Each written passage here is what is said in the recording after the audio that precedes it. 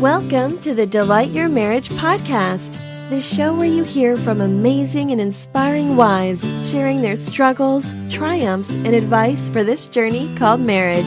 Here's your host, Belah Rose.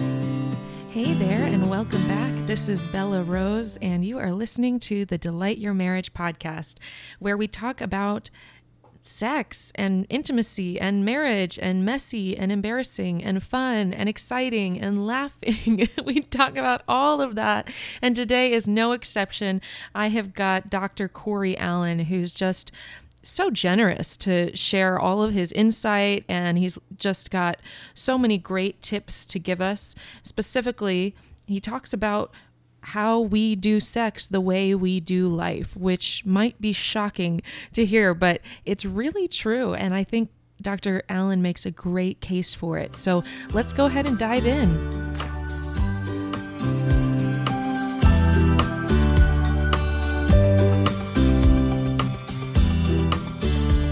All right, well, welcome back, Delight Your Marriage listeners. I'm so thrilled to have today Dr. Corey Allen. Thank you so much for being on the show with me, Dr. Corey. Absolutely. Well, I'm really excited. How are you doing today so far? I'm good. Let's roll. This will be fun. Perfect. Okay. Well, first off, would you be willing to introduce yourself and your family and your day-to-day life? Sure. Well, my name is Dr. Corey Allen. If you want to go formal, it's Dr. Corey Allen. I'm a marriage and family therapist that have a private practice here I live in the suburbs of Dallas, Texas. I also have a online presence via simplemarriage.net, which is a site that's been around for about 8 years, that started as a hobby and a blog and has turned into what I'm pretty proud of, a really good resource for marriages and help and relationships, and because my main goal and belief is that marriage can be one of the best relationships there is, and so I want them to survive and thrive. And yes, so Simple Marriage produces resources and ideas and thoughts and books and just help for various stages of relationships. And then 3 years ago, I started a podcast called Sexy Marriage Radio, and that comes out every Wednesday, where all we do is talk about married sex. It's me and then a female co-host. Right now it's Shannon Etheridge, and that's been a lot of fun to just speak into the void that is the sex world when it comes to looking at it through a healthy lens. So that's been a whole lot of fun to just see the response and the impact that we can make just from sitting on a microphone. So it's pretty cool. Yeah, and I love that. I love your podcast, and I've listened to quite a few of your episodes. Thank you. You guys have a great dynamic, and you tackle a lot of the hard issues, and when we tackle some of those here as well on the Delight Your Marriage show. So I hope that you'll be bringing that expertise with the intimacy in marriage and go into it that way. Sure. So could you go ahead and share a little bit about you and your wife's personalities? Well, yeah. Wow, I've been married to my wife, Pam, for 22 years. We have 2 kids, a 10-year-old and an 8-year-old, that are just fantastic. On a quick detour note, we just came off of a 4-week vacation together, where we traveled to the western part of the United States and just spent 4 weeks together, just seeing everything we could see. And now we're trying to figure out how we can do that more, just because it was such a great time as a family and as a couple. So, but no, my wife, she's a CPA, so she's a devil in the details woman, and I'm the dreamer, constantly changing my mind. What if we do this? Let's try that. Pie in the sky kind of guy. So it's a good balance, and it's a frustrating balance at the same time. It's one where, through the journey of our relationship, we've had to grow and challenge ourselves and each other just because of our personalities. And so she's probably one of the best things that's ever come to my life, and just because she makes me better. That's awesome. I love to hear that. She makes me better. Yeah. I hear that. I mean, I feel the same way with my husband, so that's great to hear. How old did you say your kids were? I have a 10-year-old daughter and then an 8-year-old son. Yeah. Okay, cool. Just coming up on the teenage years pretty soon. Yes, so. And that's part of why we're trying to figure out how to travel more, is maybe we can bypass the teenage years by just being on the road. Oh, yeah. I'm sure it won't work, but, It's a goal. Yeah, right. Yep.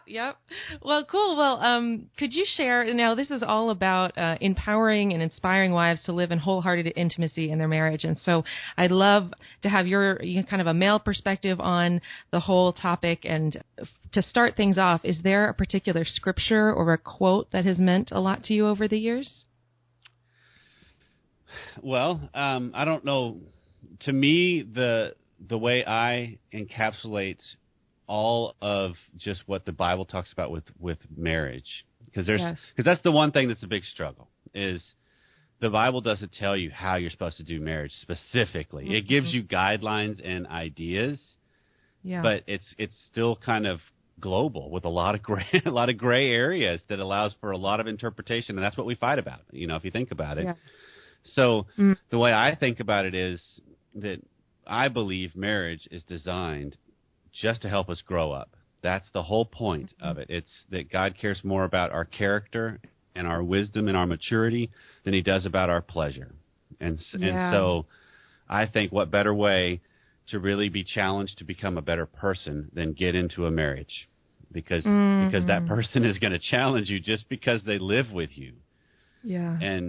And so it goes right against the whole notion of, the Jerry Maguire, you complete me. Yeah. That just ruins lots of things in my book. Yeah. So I just kind of sum up that I think marriage is designed to help us grow up, help us to grow in maturity and wisdom, and to be able to be better people. And if you want to put a Christian lens on that makes the kingdom better. That makes God's world better, in the sense of we're better equipped to then handle and love others when we can handle and love ourselves. That's not an actual scripture but I think it's the main idea is captured. Yeah. Well, and I want to ask you a couple questions about that. Mm-hmm. So you said the phrase "you complete me," right? Why is that ruining things? You said. Well, there's this. The Hollywoodization and the hallmark world of marriage is that my weaknesses will be overcome by my spouse's strengths. And while there's merit to that in certain circumstances, if I expect my wife to make up for my weaknesses, I'm destining my relationship for trouble.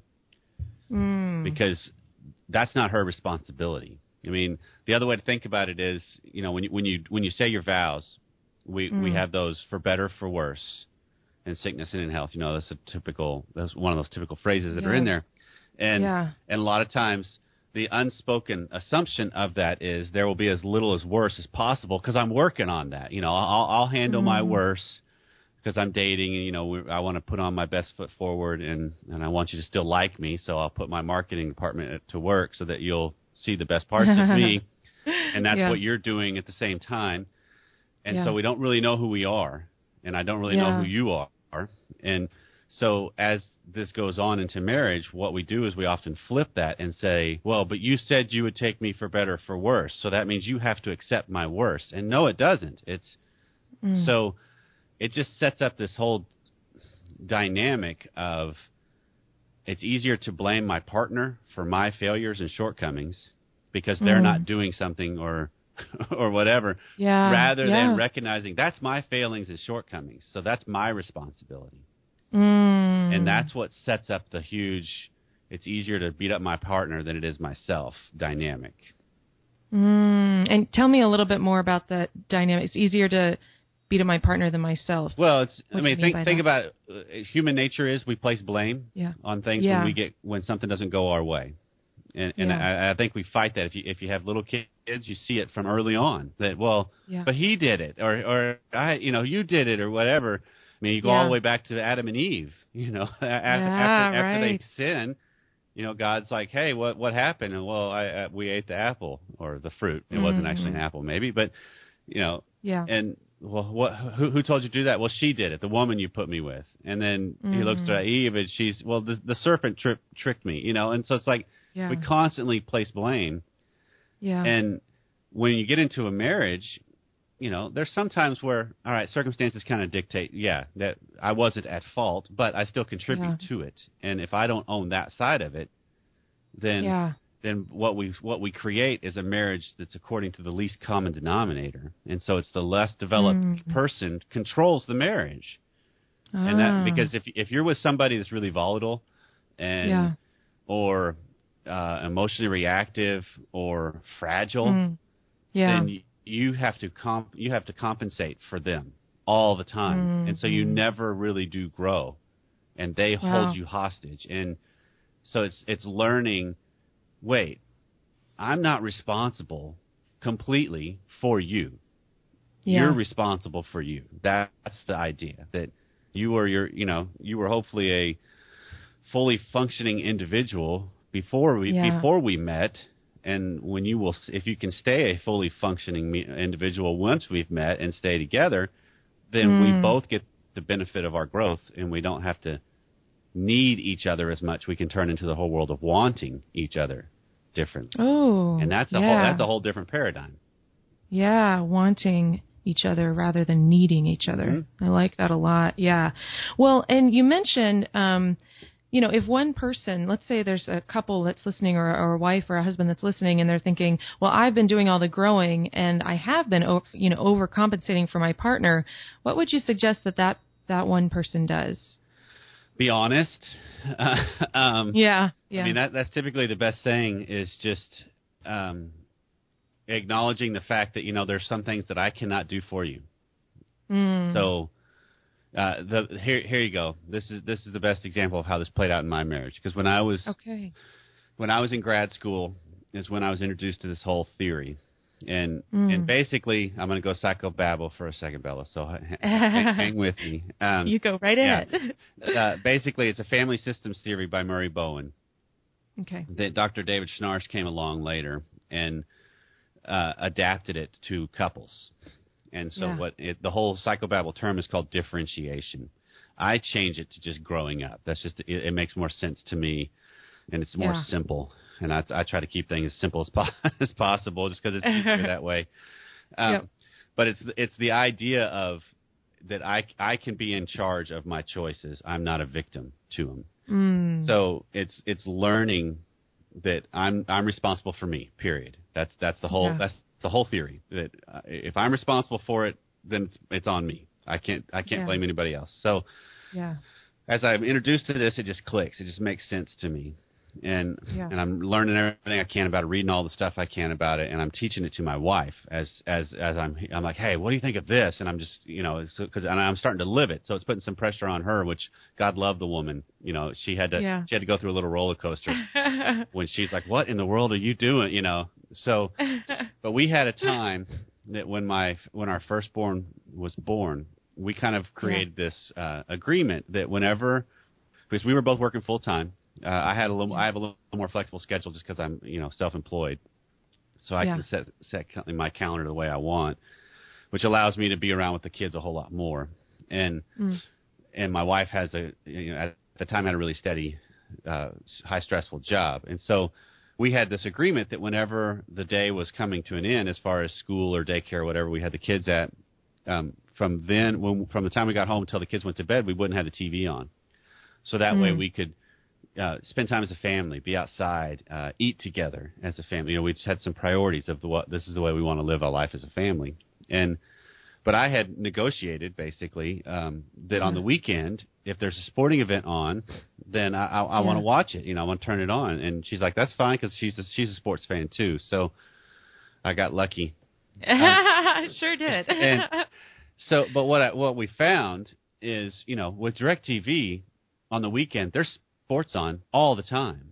I can find a sporting event, even if it's cricket, or something. I could find something. So the TV would be on all day long. And it wasn't like we would just sit there and watch it, but it would just be on, just is that added, a draw of doing nothing rather than doing something together. So what happened is, over the course of several months, about every 6 to 8 weeks, she would get in this funk of, we watch too much TV. We watch too much TV on the weekends. And I'm a smart guy, and I was hearing her, what she's really saying is, you watch too much TV. I need you to stop so that I don't have to face the fact that I don't want to get sucked into this. And it makes it easier for me if you would take the lead in this. I mean, that's not what she's saying at all, but that's what she's saying. Right. So she would just, you watch too much TV, but I'm a smart guy and also know that's just a mood and a reaction from her. She'll get past it, and I don't need to change anything. And so she would, it'd be a day or two if she'd kind of be in a funk, then she'd be fine. And then we'd go another 6 to 8 weeks and everything would be cool for me, at least. And then it would happen again.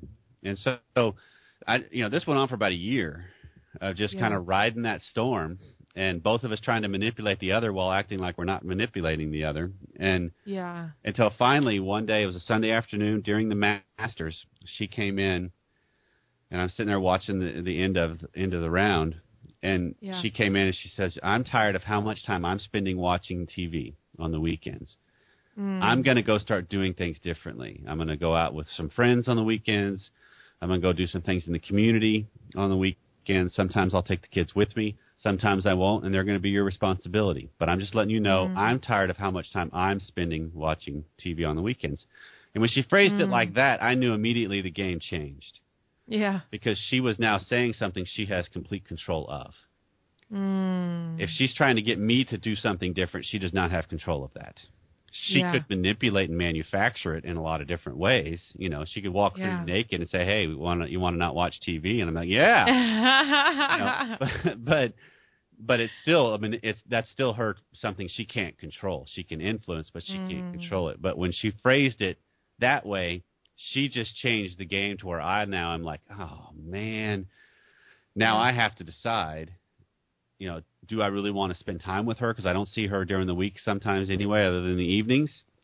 And if she's an important part of my life, I need to make choices. And so that kind of, to me, that's the dynamic of what married life really is on life terms.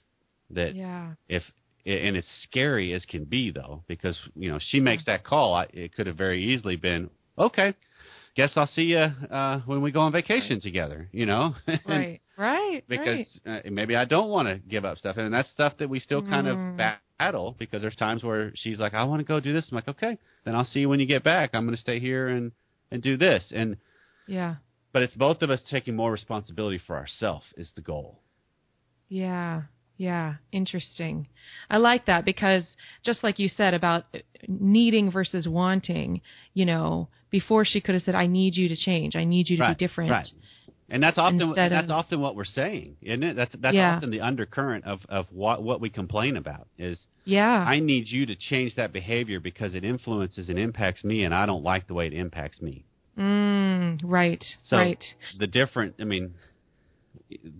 good takeaway that I use this with my clients a lot of times is like, if just as an example, that if they can get heated with their partner, and let's say their partner starts to get real emotionally reactive and mean, crosses the line, starts to get personal, changes the subject to make it stuff about them rather than what's going on.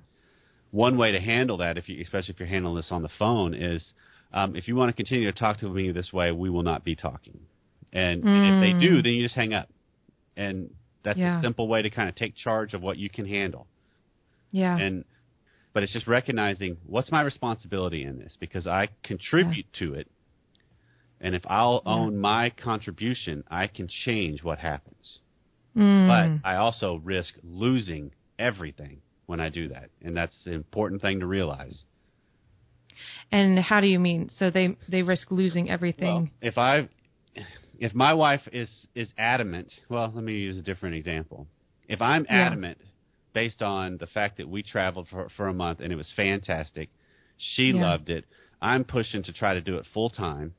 Let's travel full time. Let's sell everything and just travel. That'd be such a fun year or two. Yeah.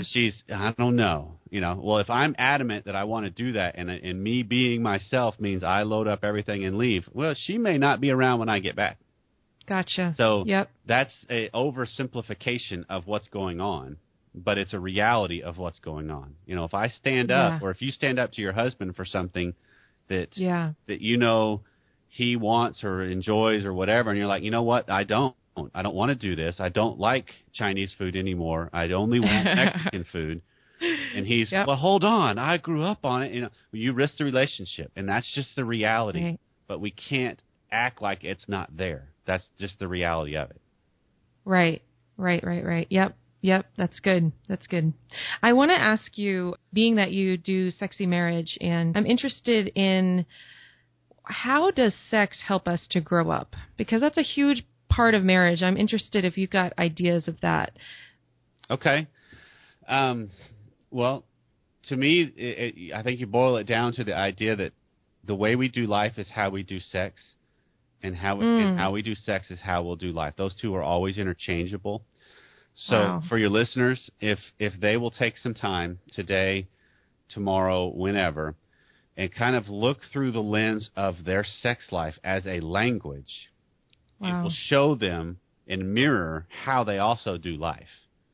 And so a lot of times, if I want to take a challenging step to really confront something that bothers me in my life, sometimes that happens in sex. You know, it could be, well, actually, it happens both ways. It happens in sex, and it also happens outside of the bedroom. So maybe I want my wife to take more initiative with something. Well, that could be in bed, but it also could be with other areas of life. Yeah. So if I want to really grow up, I've got to step up and say, you know what, honey, I really wish you would whatever. And I see if she does it or not, but me saying it is what I'm responsible for. That's all. I can't make her do it. But maybe I need to challenge it. I mean, you made a comment right before we started, you know, off air of this is kind of a personal side plus professional conversation. Yeah. So on the personal side, first 5 years of my marriage, sex was all one-sided about me. And I feel really bad for my wife now thinking about it. It really sucked because I was a horrible lover because it was all about me. It was just my anxiety release and my desire to want to feel needed. And so sex was just a manipulation for me to have an orgasm. That's all it was. It was not at all about her pleasure. Yeah. So as that unfolds, you know, she is a very smart woman, and she realized early on, you know, it's easier to say I don't like sex than it is to say I don't like sex with you because I don't get anything out of it. But the latter is more true because she's not a woman that doesn't like sex. She's a woman that likes sex. It's just the first 5 years she didn't like it with me, and I don't blame her. Wow. So I had to confront my own inadequacies and my own selfishness and my own porn issues and my own just junk that I brought into the table that was just unrealistic and learn how to be a better lover. Yeah. So now, where I am now at 44, you know, if she was to say, I don't like sex with you, I'd be like, woman, you're crazy. You know, I know what I'm doing now. I'm a grown man. That it's not all about me, that this could be just about you if that's what you want. And so it's a chance that if you look at it through the lens of her responsibility is to take care of her desires and wants as well and seek them, not just accommodate to mine. So when she finally stood up and said it hurt on my side, but it was true. So I had to then learn and confront and challenge myself on, okay, you know what, you're right. Let's deal with. Let me give me some time. I'll fix that. You know, let me own that, and then let's see what we can what happens. Yeah. Well, so for the husbands that are out there listening and like, oh my gosh, maybe this is the scales coming off of their eyes to see that they have been selfish in this area. I mean, are there some practical pointers that you can give to those husbands? Well, the best thing I ask, I just think of this in terms of when I work with clients. And we just did a show on this on Sexy Marriage Radio that is called Sex Every Day. And cool. And it was one because typically whoever the high desire is that's pushing the cart for I want sex every day, and they act like it's so great and wonderful, and their partner's like, yeah, sometimes, you know. the rest of the time I'm just a receptacle for your penis, and that's not a lot of fun for me. So what I ask, and this is what I would ask to the husbands that are kind of wondering, well, what if that's me? Is how do you handle it when you don't get it? Do you crumble and pout and throw a tantrum, or are you solid enough to say, okay, I get it? Yeah. Because it could be what you're offering to your wife is not worth wanting for her. And so lots of times, this is just my theory, lots of times the person that keeps rejecting sex has the better view of what's going on because the sex that they're having isn't worth wanting because it is too one-sided, or it is, he's got an issue that he won't confront. Premature ejaculation, that he won't do anything about it, and he blames her. Well, hello, hold on. She's a part of it, yes, but maybe you got to learn to get some things under control and learn how to be a better lover and add more foreplay so she enjoys it more, and then you can have your time. Or maybe you need to learn to slow down, and maybe you need to learn to be more engaged and not just routine. And because men, we fall victim to the do what works last time. And if I figure out what button to push on my wife that really brings her a lot of pleasure, I'm going to push it every time. And, just because it worked. And if you're building something, that's good philosophy. But if you're making love, that's not always a good philosophy. Sometimes you need to change it up. Yeah, absolutely. Wow, that's great. Great advice. I love that you said the way we do sex is the way we do life. And would you even let us know, so, for example, when you're patient in life, that means you're going to be patient in the bedroom. Is that kind of how you're talking about it? Maybe. Okay. I think it's going to be more that if you look through the idea of what are the things that you really struggle with when it comes to having somebody be close to you, that you're going to have you're going to face that in your life. If you are risk averse in your life, you're going to be risk averse in bed. If you are, I want things just a certain way, then that's the way sex is going to be. No, hold on, you just deviated from the script. You can't do that. You're supposed to stay doing this. And so it's recognizing, okay, maybe, if I'm OCD in my household, maybe I'm probably OCD in sex. And so I've got to learn, and that's a great way I could change things up and challenge myself to if sex is always supposed to be missionary position, what if as a wife, I stop him in the middle of it and say, hold on, I want up on top of you. That's a challenge of myself to do it. And it could be a challenge of him because it's like, I can't finish in this position, or I can't, and then you bring a whole nother world into play of, okay, now you're both having to confront yourselves in the presence of each other, and that's where it starts to get really cool. Because then you start to get more of you present and more of you able to handle another person because you can handle yourself better. Yeah, that's good. And it sounds like you learn a lot of this just through practice. This is, nothing prepares you for marriage but marriage. So that's good. It's on-the-job training, and sex is definitely the same way, especially in marriage, because you're having sex with somebody you live life with. That's where the dating world it gets off the rails. I'm not a proponent of sex before and outside of marriage. Right. I think it's best in marriage, but that's just that's what my belief is. People don't have to follow what I believe, but it works for me. And the beauty of it is that because I share life with my wife, that I'm confronted with things more when we have sex because I know her and I can read her differently. And and so if she really wants me to be with her present and emotional, I have to, and that's kind of not my strong suit sometimes. Sometimes I want to just disengage and just go all physical and just make it about the pleasure. And she's like, no, hold on. I want more of you here. I want more of a connection with you. And I'm like, hold on, I am here. No, not your body. I want you. So that means I got to bring myself to that occasion, not just fantasize my way to orgasm. That's a whole different ballgame. Yeah. So I've never heard that before. Could you say that again or explain that a little bit? Fantasize your way through orgasm. Well, it's just the whole. You don't mind? No. All right, let me frame it this way. Wow, we're getting deep on some of this. This I is appreciate fun. it. This is fun. I love this stuff because this is stuff that a lot of people don't talk about. And yeah, it's true. I had a client I was working with last night that she made that exact same comment as we were talking. She said, nobody refers to it this way. And I'm like, well, everybody else is wrong. That's my belief. So that's right. It's the idea that we have sex up to the level of anxiety we can tolerate. Wow. That's just a reality. And so a lot of times, as you got all this multiplicity of stuff that's happening in the middle of sex. You've got the pleasure, you've got the mental, you've got the emotional, and you got the spiritual. Right? So you go physical, mental, emotional, spiritual. So all of those are in action. And if you're with somebody that you've known for a while, because you're married to them, then all of those can be derailed pretty easily.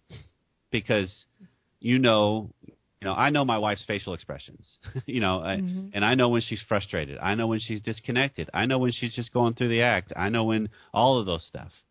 So if I read that in her, that puts a pressure on me to decide, am I okay with her not being present other than physical? Or do I want her really involved? Yeah. Do I want her engaged and enjoying this? And so lots of times, anytime something gets uncomfortable in the middle of sex, we will just disconnect. Yeah. And we'll focus on the physical, which is interesting because, if for most women, if they're going to have any kind of orgasm, the clitoris has got to be involved. Right. Because only 25% of women can have vaginal orgasms during intercourse. I mean, that's kind of what the research shows. Sometimes it can be skewed to 30%, but it's still not a lot of women that are going to achieve orgasm just from penile vaginal intercourse without clitoral stimulation. And he can do that with his body, with his fingers, while he's inside her. But it's still if that's not involved, lots of women cannot achieve orgasm. So if she's all of a sudden not engaged, and I'm like, wait, hold on, am I okay with this, or is this, then I'm faced with, wait, I need to get back involved, or I want you involved. So am I willing to stop and risk losing everything, or do I just start focusing on my own sensations so I can get it over with and be done and move on? And that's kind of going on both sides a lot of times. That's why lots of times a wife would be like, she's going through a to-do list or a article she read online or something. Well, and she's just hoping he'll get done quick so that she can move on with her day. And so she's at fault for that, but he's at fault for accepting it. And so it's like, hold on a sec, there's a whole lot more going on. Yeah. And so it's recognizing all of that and being willing to risk everything. Because when this played out in my marriage, when I grew into becoming a better lover and learning how to be more comfortable being present, that challenged my wife to have to own her stuff. And her stuff was, coming to grips with not being objectified. And being okay being objectified by her husband, and and all of that.